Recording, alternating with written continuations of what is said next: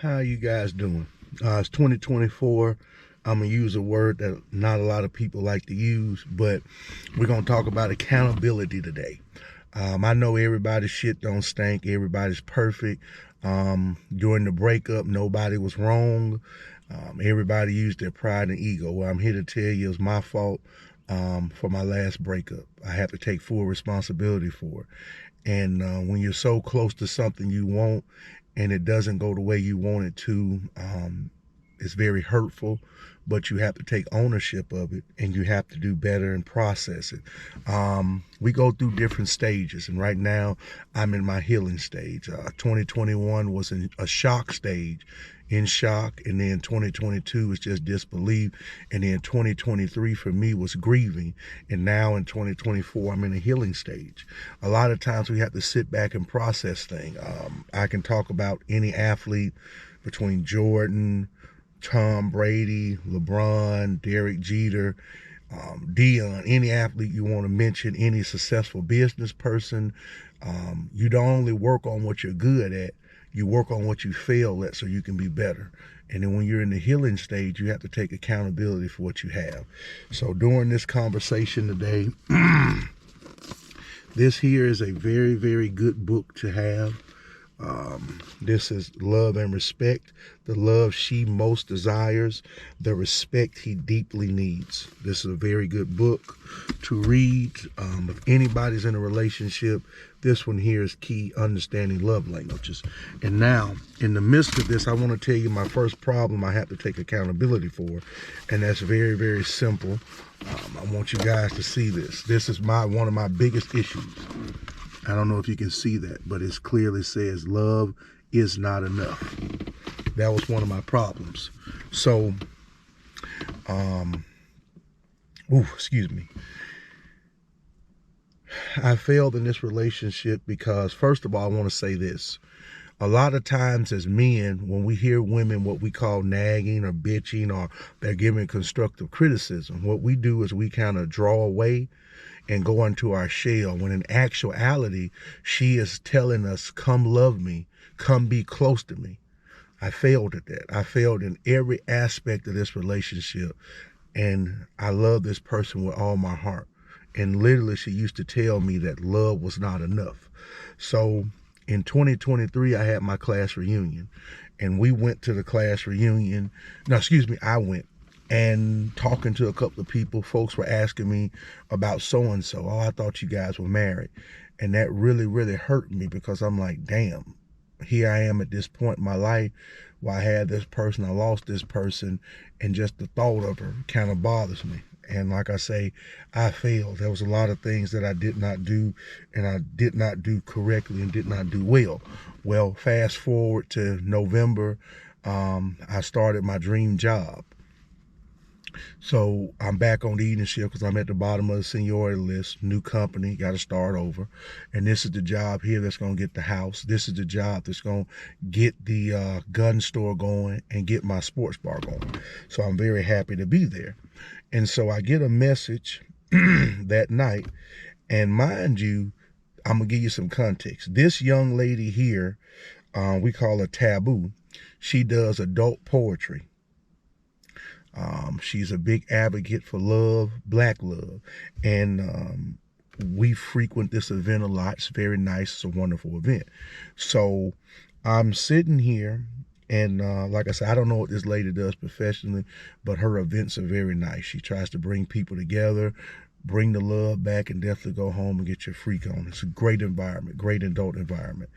And so I get the message, I look at the picture, and the picture almost breaks me down, because it's a picture of me and my ex-fiance. Now, mind you, I have not saw this woman, I couldn't tell you when, but looking at this picture and looking at her smile, and again, this woman wasn't perfect, but she was perfect for me. And when I say this woman was everything to me, she was everything. And she had the total package, like the lips, eyes, nose, smile, just real beautiful. So it kind of struck me. And it said it's getting cold outside, so it's time to warm up. And then she sent a message to say we had to highlight our favorite couples. We can't wait to see you guys. So I said, thanks, that's nice. And then she said, you're welcome. And I'm like, well, we're not together anymore, but I will be coming out soon to enjoy myself. And I immediately said it was my fault.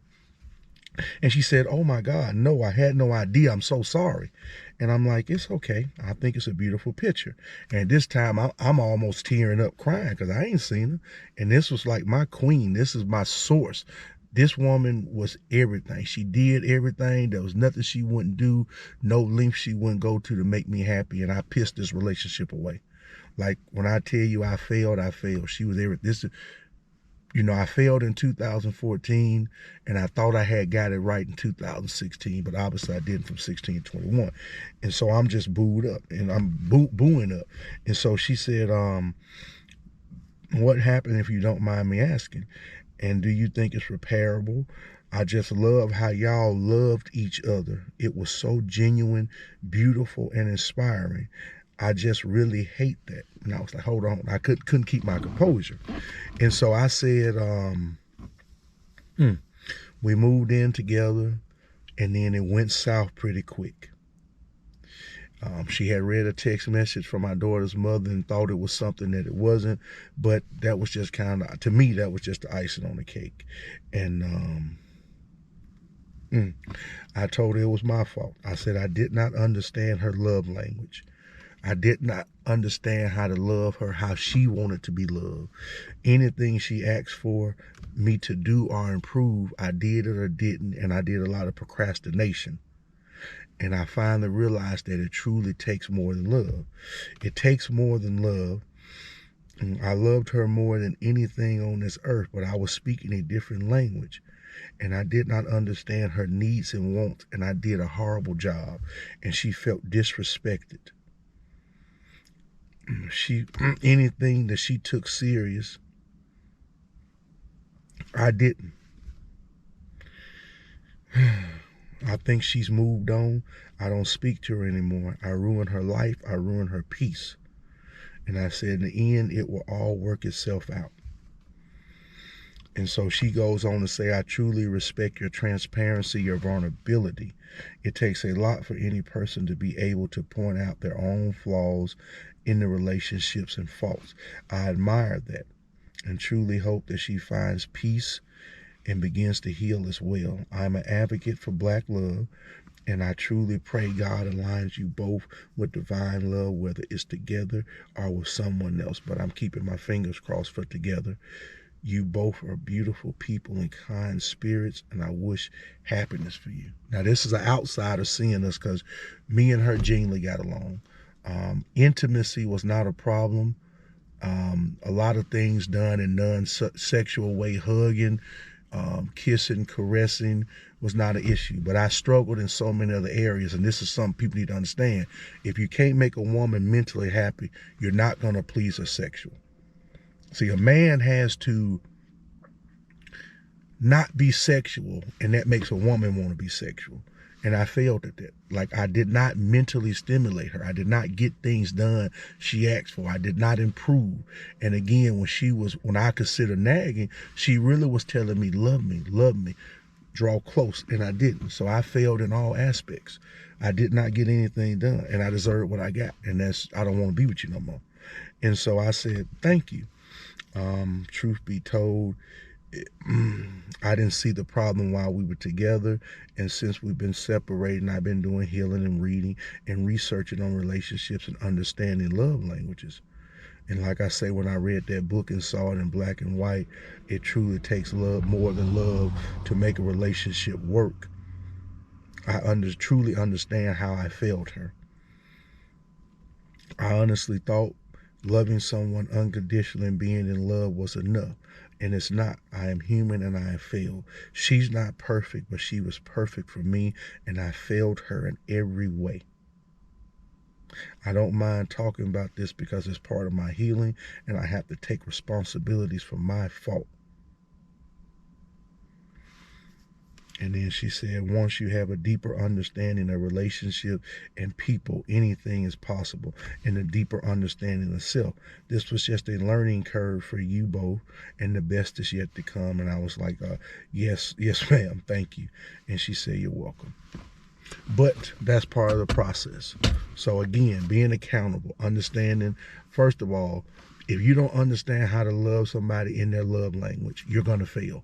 Because a person feels love when you love them how they want to be loved. I'm not going to go into that.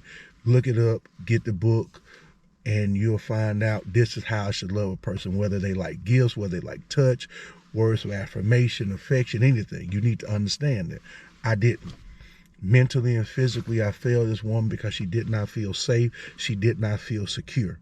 She was trying to draw closer to me, and I pushed her away, consistently pushed her away. I let my ego, I let my arrogance, I let all these things get in the way of us truly being loved. I don't have all the answers. One thing about me is I'm used to doing everything by myself, and I did push her help away. She got tired. I have to take accountability for that. A lot of issues, a lot of things need to be worked out. But this 2024, not only are we going, health is wealth, we're going to get better, we're going to get back in shape, we're going to counseling, chiropractor, we finna knock all our appointments out, we finna work on any issues, any flaws. Iron sharpens iron, and next time I will be better. But I just wanted to share that with y'all, that it's about accountability. It's about knowing what your mistakes are. You know, if you can't heal, then you have the maturity, the emotional maturity of a teenager, because you should be able to heal. You should be able to be better. A lot of people don't want to take the time or do the work to heal. And I'm not going to deal with those people. Like literally, we're going to heal. We're going to be better. Excuse me. We're going to show emotionally that we are mature, that we learn from mistakes.